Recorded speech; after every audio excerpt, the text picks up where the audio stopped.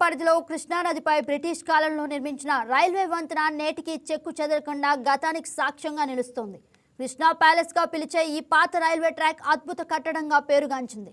స్వాతంత్రానికి ముందు బ్రిటిష్ కాలంలో కృష్ణానదిపై నిర్మించిన మొదటి రైల్వే లైన్ ఇదే కావటం విశేషం.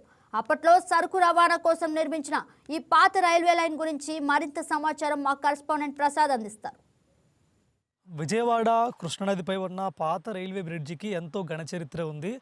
బ్రిటిష్ కాలంలో నిర్మించిన ఈ రైల్వే పిల్లర్స్ ఇప్పటికి కూడా చరిత్రకు సజీవ సాక్ష్యాలుగా నిలుస్తున్నాయి.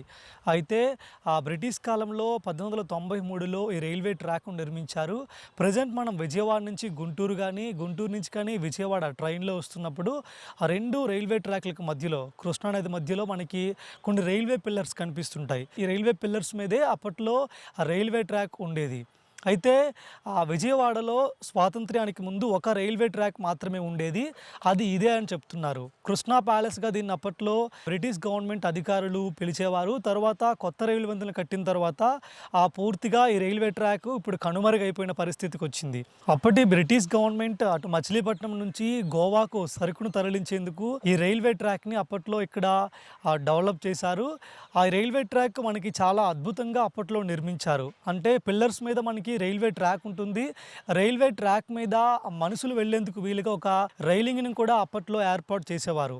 అంటే కృష్ణానదిని అటు గుంటూరు నుంచి ఇటువైపు విజయవాడకి రావాలన్నా, ఇటువైపు నుంచి అటువైపు వెళ్ళాలన్నా ఆ మనుషులందరూ కూడా ఆ రైలింగ్ని వినియోగించుకుని ఆ నదిని దాటేవారు. ఎందుకంటే అప్పట్లో మనకి కనకదుర్గ వారధి కూడా లేదు, ఇటువైపు ప్రకాశం బ్యారేజ్ కూడా లేదు. ఇదే అప్పట్లో మనకి ప్రధాన మార్గంగా ఉండేది.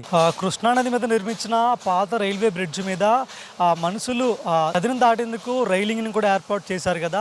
ఆ రైలింగ్ మీద నడుచుకుంటూ దీపబుడ్డి ఆకారంలో కనిపిస్తున్న ఈ నిర్మాణాల మధ్యలోనే పాత రైల్వే ట్రాక్ ఉండేది. రైల్వే ట్రాక్ పైభాగంలో మనుషులు అటువైపు నుంచి ఇటువైపు వచ్చేందుకు రైలింగ్ ని కూడా ఏర్పాటు చేశారు కాబట్టి ఆ రైలింగ్ ద్వారా నేరుగా ఈ దీపబుడ్డి ఆకారం పై మార్గానికి చేరుకుంటారు. అక్కడి నుంచి మెట్ల మార్గంలో కిందకు చేరుకుని ఇక్కడి నుంచి విజయవాడ నగరంలోనికి వెళ్ళేవారట. ఈ నిర్మాణాలు చేపట్టి 150 ఏళ్ళు అవుతున్నా ఎప్పటికి కూడా చెక్కు చెదరకుండా చాలా పటిష్టంగా ఉన్నాయి.